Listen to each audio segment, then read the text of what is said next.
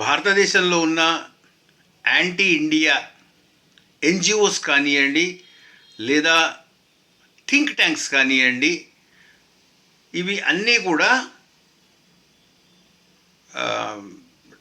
World think tanks ఏవైతే ఉన్నాయో, ప్రపంచవ్యాప్తంగా ఏవైతే థింక్ ట్యాంక్స్ ఉన్నాయో, పెద్ద పెద్ద వార్తాపత్రికలు కానివ్వండి, ఛానల్స్ కానివ్వండి, లేదా జర్నలిస్టులు కానివ్వండి, మేధో సంపత్తి అని చెప్పుకునే వాళ్ళు కానివ్వండి, వీళ్ళందరితోటి డైరెక్ట్గా లింకప్ అయి ఉన్నారు అన్న విషయం మనలో ఎంతమందికి తెలుసు.